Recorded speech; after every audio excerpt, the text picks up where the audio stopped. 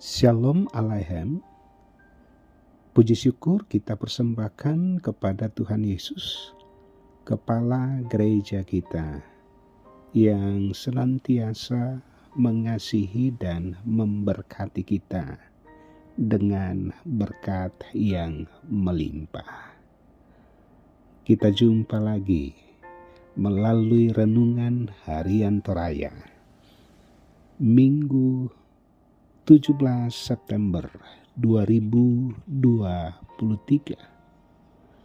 Tentunya dengan sebuah keyakinan bahwa bersama dengan Tuhan, hidup dalam tuntunan dan kehendak Allah, kita semakin diberkati. Firman Tuhan kembali menyapa di hari ini.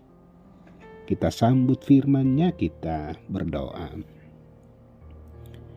Firman-Mu ya dan amin, firman kebenaran yang akan menuntun kami supaya hidup dengan benar di hadapan Allah. Layakkan kami menerima firman-Mu dan berbicaralah di dalam nama Tuhan Yesus, firman yang hidup. Amin. 2 Raja-Raja 2 ayat 9 sampai 18. Dan sesudah mereka sampai di seberang, berkatalah Elia kepada Elisa, "Mintalah apa yang hendak kulakukan kepadamu sebelum aku terangkat daripadamu." Jawab Elisa, "Biarlah kiranya aku mendapat 2 bagian dari rohmu." Berkatalah Elia, "Yang kau minta itu adalah sukar, tetapi jika engkau dapat melihat aku terangkat daripadamu, akan terjadilah kepadamu seperti yang demikian, dan jika tidak, tidak akan terjadi." Sedang mereka berjalan terus sambil berkata-kata, tiba-tiba datanglah kereta berapi dengan kuda berapi memisahkan keduanya. Lalu naiklah Elia ke sorga dalam angin badai. Ketika Elisa melihat itu, maka berteriaklah ia, "Bapakku, Bapakku!" Kereta Israel dan orang-orang yang berkuda kemudian tidak dilihatnya lagi, lalu direnggutkannya pakaiannya dan dikoyakkannya menjadi 2 koyakan. Sesudah itu dipungutnya jubah Elia yang telah terjatuh, lalu ia berjalan hendak pulang dan berdiri di tepi sungai Yordan. Ia mengambil jubah Elia yang telah terjatuh itu, dipukulkannya ke air itu sambil berseru, "Di manakah Tuhan Allah Elia?" Ia memukul air itu lalu terbagi ke sebelah sini dan ke sebelah sana, maka menyeberanglah Elisa. Ketika rombongan nabi yang dari Yeriko itu melihat dia dari jauh, mereka berkata, "Roh Elia telah hinggap pada Elisa." Mereka datang menemui dia, lalu sujudlah mereka kepadanya sampai ke tanah. Mereka berkata, "Coba lihat, di antara hamba-hambamu ini ada 50 orang laki-laki, orang-orang tangkas. Biarlah mereka itu pergi mencari tuanmu. Jangan-jangan ia diangkat oleh roh Tuhan dan dilemparkannya ke atas salah satu gunung atau ke dalam salah satu lembah." Elisa menjawab, "Janganlah suruh pergi." Tetapi ketika mereka mendesak-desak dia sambil memalukan, maka berkatalah ia, "Suruhlah pergi." Mereka menyuruh 50 orang. Orang-orang ini mencari 3 hari lamanya, tetapi tidak bertemu dengan Elia. Ketika mereka kembali kepada Elisa yang masih tinggal di kota Yeriko, berkatalah ia kepada mereka, "Bukankah telah kukatakan kepadamu, jangan pergi?" Demikian firman Tuhan, dan tema rehat di hari ini, belajar kepada Elisa.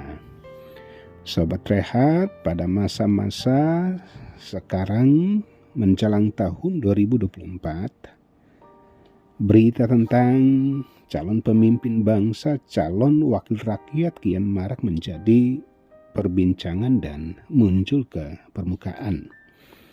Tentu kita akan mengatakan semua yang akan mencalonkan diri adalah putra-putri terbaik bangsa yang ada.